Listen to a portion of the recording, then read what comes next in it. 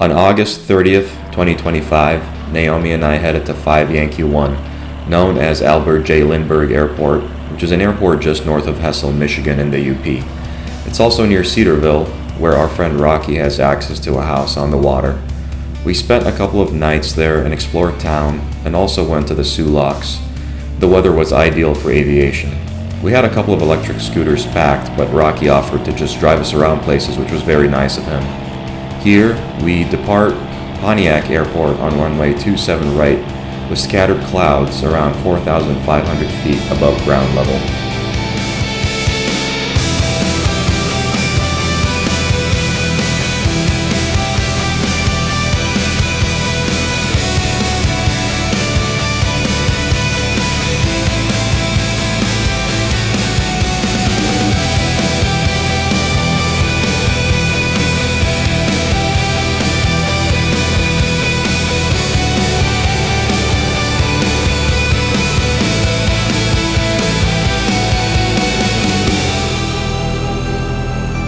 I always really like seeing Pontiac Lake on the way out of the airport.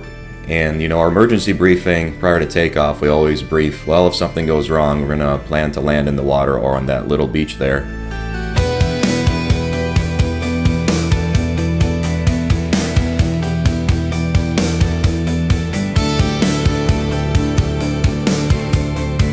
As you just saw, we had our life jackets on, and I actually have a life raft now for the plane. So whenever we fly over water, we just put those things on, and it just gives a little peace of mind for single engine operations over water in the summer. I wouldn't really fly over the water in the winter anyway. So here we're flying over Marquette Island, and the Les Chenaux Islands were to our east a little bit. We're making our descent and pattern approach into 5 Yankee 1. The field is at an elevation of about 760 feet, which makes our pattern altitude at 1,760 feet, mean sea level.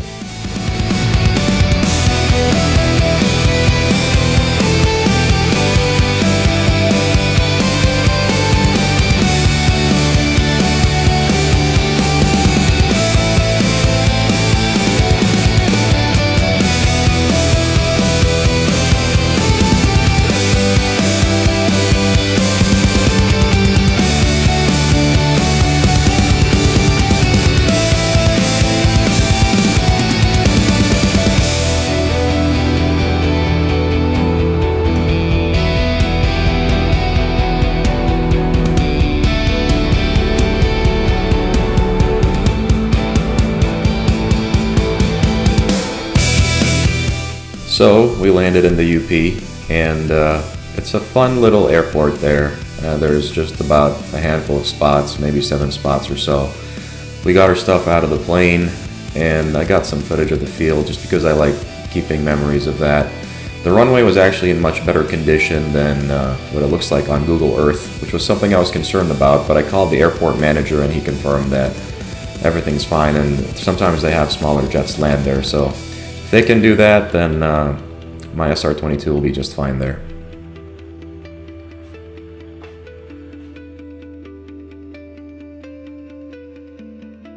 And here comes Rocky, picking us up in his truck. For those who've never set foot in the Upper Peninsula, it's a place like no other. You won't find many bustling cities or endless amenities, but what you will find is cleaner air, skies so clear at night they feel infinite, and water as pure as it gets.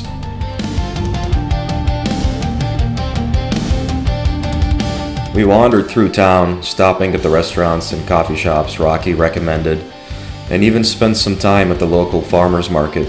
Everywhere we went carried that unmistakable Upper Peninsula charm, raw, rustic, and authentic.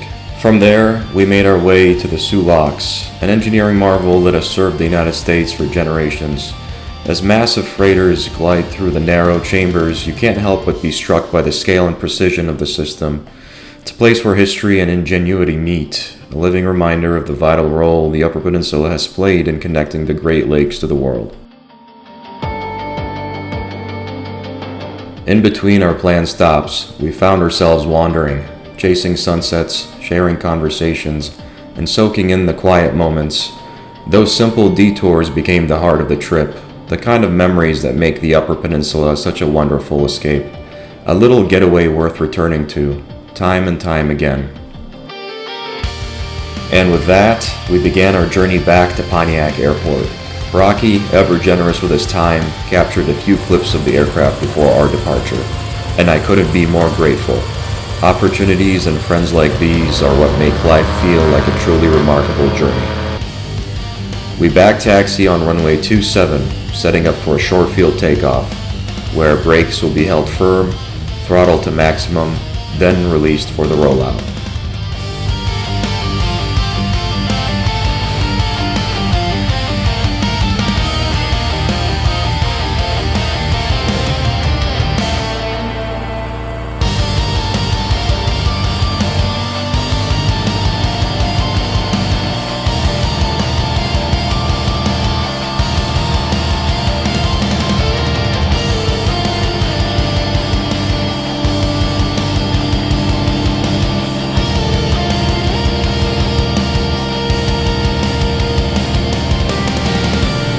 The nose comes up sharply as I climb at VX, which is the best angle of climb as opposed to the best rate of climb. This buys us plenty of room from obstacles ahead. From the cockpit, I catch a glimpse of Rocky and Emmy waving from the ground. We waved back, though comically I doubt they actually saw us. But we did it.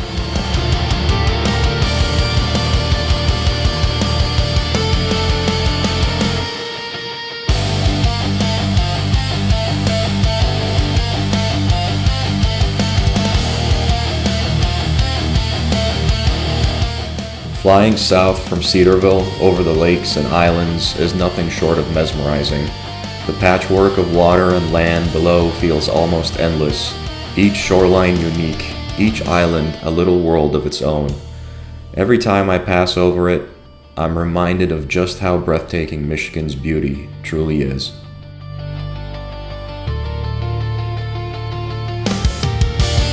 The journey back was calm and uneventful. Just the kind of flight every pilot appreciates. Midway through, we climbed from 5,500 feet to 7,500 feet to rise above a scattered cloud layer, keeping the trip clear and steady under visual flight rules. Naomi slipped into her sleeping gear and dozed all the way through landing while I flew us back home to Pontiac.